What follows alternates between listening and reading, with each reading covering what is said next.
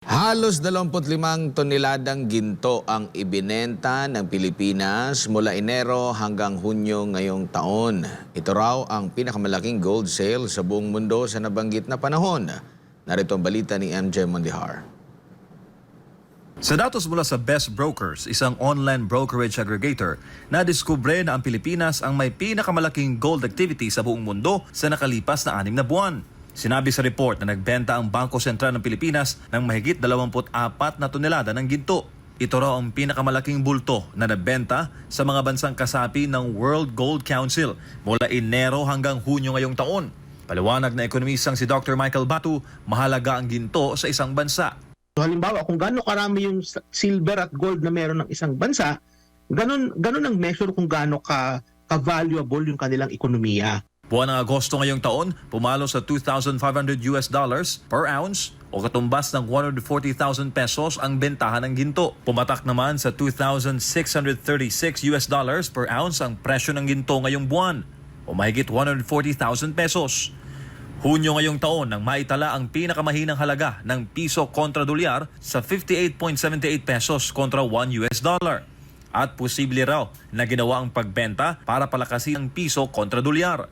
Halimbawa, gusto ng Bangko Sentral na i-manage o i-control yung pagbulusok ng piso.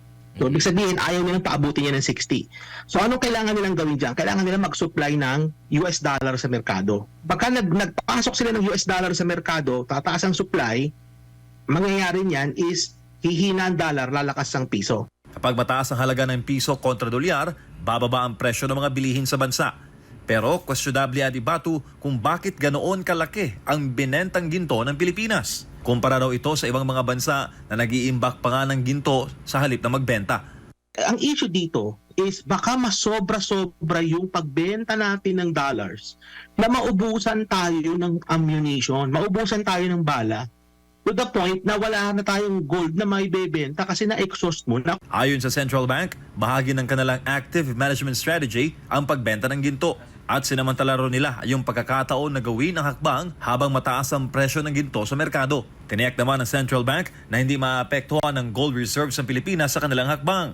Pero walang binanggit na detalye ang BSP kung saan ginamit ang kita sa pagbebenta nito. Wala rin paliwanag kung bakit ngayon lang sila nagsalita na natapos na ang transaksyon sa halip na ipaalam muna sa taong bayan ang kanilang hakbang.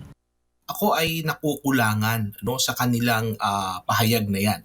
Kasi ang dapat dito is ipinaliwanag nila sa taong bayan kung bakit nila kailangang magbenta ng ginto. Kasi parang yung kanilang response ay medyo vague. Parang malabo yung kanilang response. Ginagamit ba nila ang proceeds ng pagbebenta ng ginto to help stabilize the foreign exchange? So yun ba ang purpose yun o meron pang ibang purpose ito?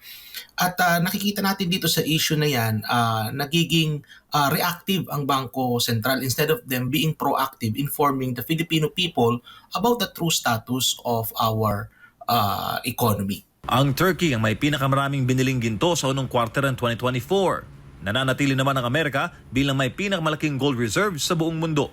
Sa ngayon, nasa mahigit 134 na tonelada na lamang ng ginto ang natira sa Pilipinas. If we want the people to really have a better trust and confidence in the leadership, I think it's important that they have to be very much transparent. And together with that is that there should be ample avenues for greater accountability as well. Kasi napakalaking usapin ito, lalo na kung gold ang pag-uusapan.